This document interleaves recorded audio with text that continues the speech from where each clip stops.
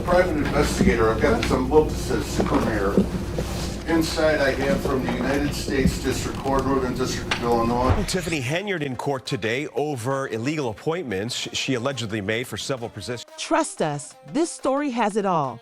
Today, we're delving into the crazy and chaotic world of Dothan, Illinois, where Mayor Tiffany Henyard is making headlines for all the wrong reasons. Untrustworthy financial transactions, eviction turmoil, and even a walkout that interrupted a whole town meeting. Hold on tight, because things are going to get sticky. Let's start with the most recent scandal involving Tiffany Henyard, the mayor of the little Chicago suburb of Dothan, who's no stranger to controversy, just put forth a staggering tax refund plan for local homeowners. It sounds good, right? After all, who wouldn't want a little extra cash in their pocket, especially with the holidays approaching? Of course, with Henyard, nothing is ever that easy. The plan would allegedly return over $2 million to local homeowners. But the worst part is that she provided no details. Mata zilch. Special board meeting because business has not gotten done at 2 previous meetings, so that's some progress there. But this meeting was not without its fair share of. Think about this. At a town meeting, the mayor proclaims, "Hey, we're giving you back millions of your tax dollars." But he doesn't specify who is eligible or how much you will receive. It's like saying, surprise, you might get a gift, but I'm not telling you what it is. Naturally, people question whether this was just another attempt by Henyard to divert attention from her other issues. And believe us, she has a lot of them. The reliable Chris Gonzalez was one of the few people in this disaster who appeared in control but wasn't. He let the meeting go long enough to address several fundamental business expenses, making sure the workers have insurance before leaving in protest, and when he did, the meeting was over. There was no quorum, no business, and nothing. The look on Henyard's face must have been priceless because Gonzalez's action effectively shut down her entire operation. But wait, it gets better. After Gonzalez left, Henyard continued to talk to pretty much just herself and a few of her supporters who were still present. She went on and on about how important the refund was and how it was for the people. But at that point, no one was really listening. It seemed like she was trying to persuade herself more than anyone else. Some things as the supervisor, there will be no comments, there will be anything, there will just be me addressing you guys to tell you what's going on. Now, if you thought that was awful, it just gets worse from here. Let's take a moment to discuss Henyard's personal life, which is a complete mess, even though she supposedly earns close to $400,000 a year from her many political engagements. Henyard may be evicted. Eviction, you heard correctly. It appears that she and her partner Kamal Woods have not paid their rent since August, and their landlord Janetta Hull is tired of it.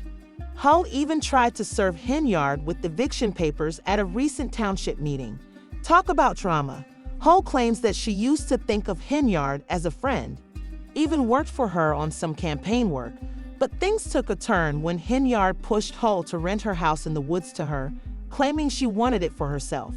Would you rent your house to someone else if the mayor of your town calls you at night and demands she take over the lease? She felt cornered and agreed, but now she regrets it greatly.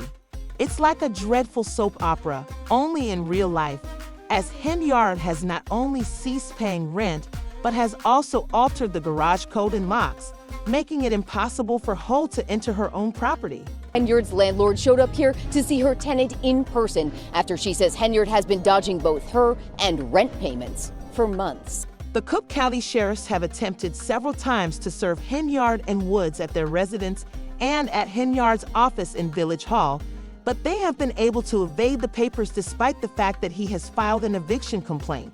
In order to get these two to appear in court, Hull is now paying a process server out of her own pocket. What is Henyard's reaction to all of this radio silence? She has completely blocked her phone and won't communicate. It seems as though she believes she is above the law, or at least that's what her actions indicate.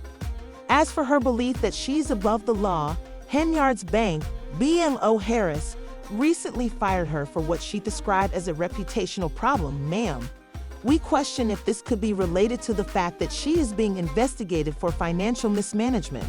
Perhaps it is due to her absolutely unmanageable spending habits that she is living the high life while her community is drowning in debt. We're talking first-class flights here. She has done everything from lavish hotel stays to gourmet eating at government cost, but now she can't afford her rent. I do not handle anything as relates to with credit cards. As you heard me speak today in my board meeting about, I do not handle that. Some of those charges are for you, though. No, sir. Henyard's revelation that she spent over $43,000 on Amazon in a single day is one of the biggest jaw-droppers in this entire saga. Yes, you read correctly, $33,000. But what could she possibly be buying? She also bought 2 more items on the same day for over $4,000 and nearly $6,000. Who is she shopping for by Elias? It's unbelievable, and she still acts like a victim in all of this. Let's now discuss the community's response, as the comment section is unhappy. People have been criticizing her on social media left and right. One commenter put it perfectly. She wants unity but openly bashes insults and tries to create mistrust between the people and the board. When her potentially illegal actions are questioned, she becomes unprofessional and argumentative, causing more chaos and blaming others. Another person added, "Of course she's losing it. She can't account for all the money she has stolen." When your own constituents are dragging you like that, you know things are bad. Please tell me how you're out of order. You're out of order. How do they? And not just the general population is fed up. Henyard's own co-workers are beginning to betray her as well. Trusting Kay Belcher, who formerly backed Henyard, is now among her harshest detractors.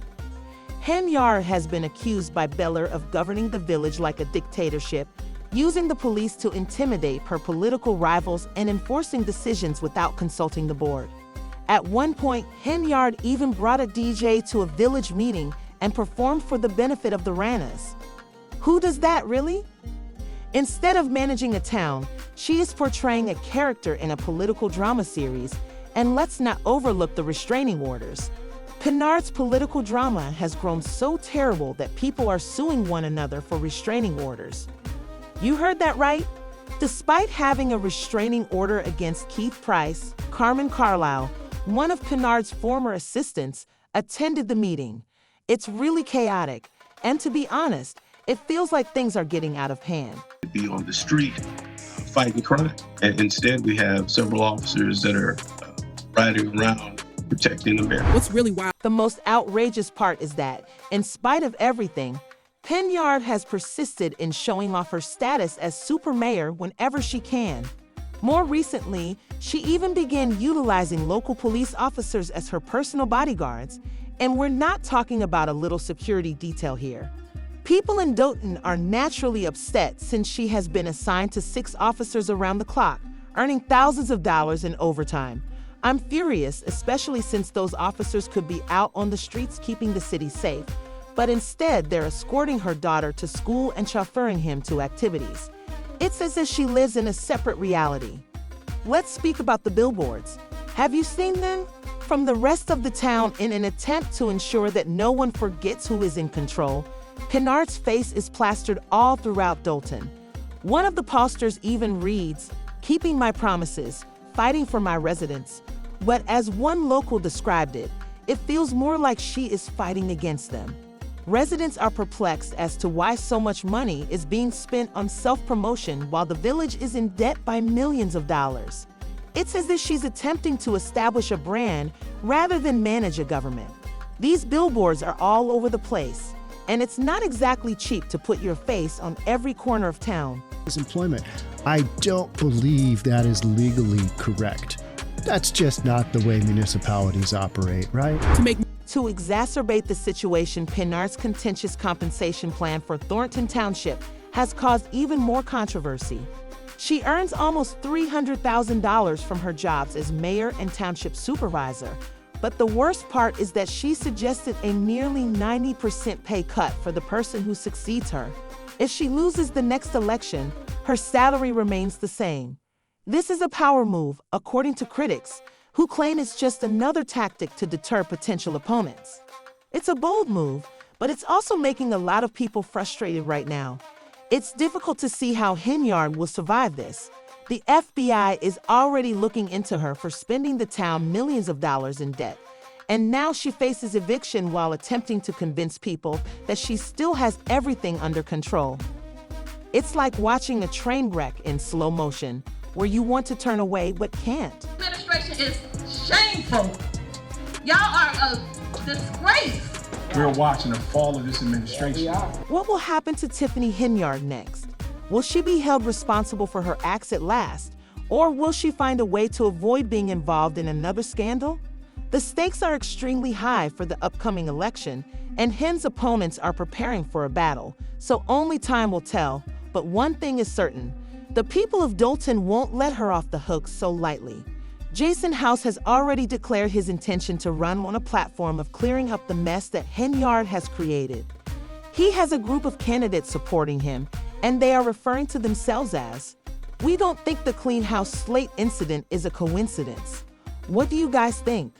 Will she finally face the consequences of her actions, or will she continue to avoid accountability as she has been doing all along? How about the eviction trauma? Do you think she'll manage to get out of it? As always, please remember to like, subscribe, and hit the notification bell so you don't miss the latest tea. Until next time, we feel like this story is far from over.